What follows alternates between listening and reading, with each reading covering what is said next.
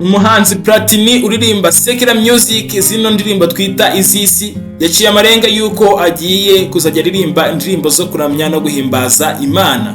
Waba wibaza impamvu abahanzi bafite izina rikomeye muri secular music cyangwa zino ndirimbo twita izisi bari kwerekeza mu ndirimbo zo kuramya no guhimbaza Imana? Icyo kibazo nagusongera kukibaza kuko wageze ahantu hanyaho. Wowe icyo usabwa ni ugukora subscribe, gukanda kuri iyo nzogera kugira ngo ibiganiro nk'ibi bitazajya bigucika. Nemeye Platini aka Platini P yamenyekanye, yakoze umuziki by'umwuga guhera muri 2009, aririmba mu itsinda rya Indirimbo Boys ryabiciye bigacika hano mu gihugu cy'u Rwanda ndetse n'ahandi.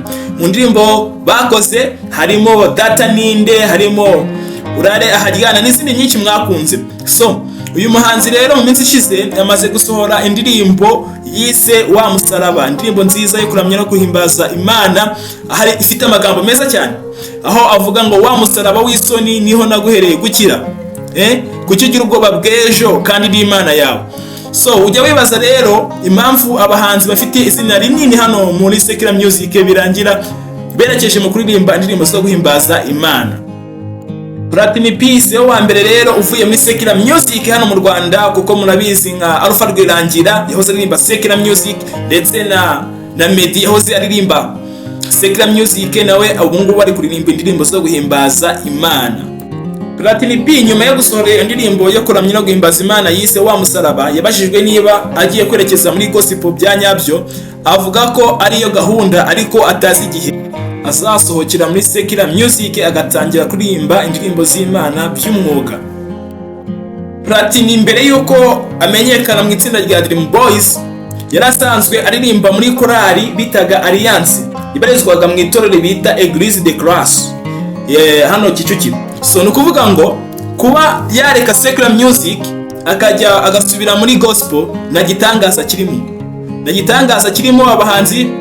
Nkeka ko ngiye ku giti cyanjye nkeka yuko baza muri secular music baje gushaka izina, baje gushaka n'ubuzima n'amafaranga.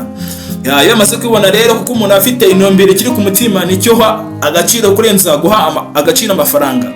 So wenyine rero nabo bahanzi bondi nakubwiye nka Medi, Alpha Rwirangira, nabo bakuriye mu makorali, nabo bose ni ba Bruce Melody, abahanzi bose bana muri secular music. Ubabajije bakubwira yuko mbere yuko baza muri secular music bari basanzwe baririmba muri korali, niho bakuriye, kuko nizo ziturera tukiri batoya n'ubundi.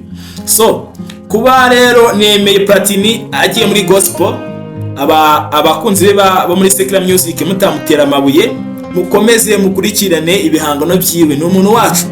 Ndetse na muri secular na muri gospel agiye bamwakire bumve ko ari umuntu wabo n'umuntu ugarutse kuramya no guhimbaza Imana. So rero icyo nakubwira, wajya kuri YouTube channel yitwa Platini P official, ugasacinga iyo ndirimbo, ugashaka iyo ndirimbo yitwa Wa Musaraba, ukayumva ukamushyigikira, mugakomeza kumva muziki wiwe, kuko ni umuhanzi ufite izina kandi uririmba umuziki mwiza cyane. Icyo nakubwira wowe, kanda iyo nzogera, ukore subscribe, hanyuma ujye ubona ibiganiro byiza nk'ibi ngibi by'abahanzi ndetse n'abantu batandukanye mu myidagaduro. Ciao ciao.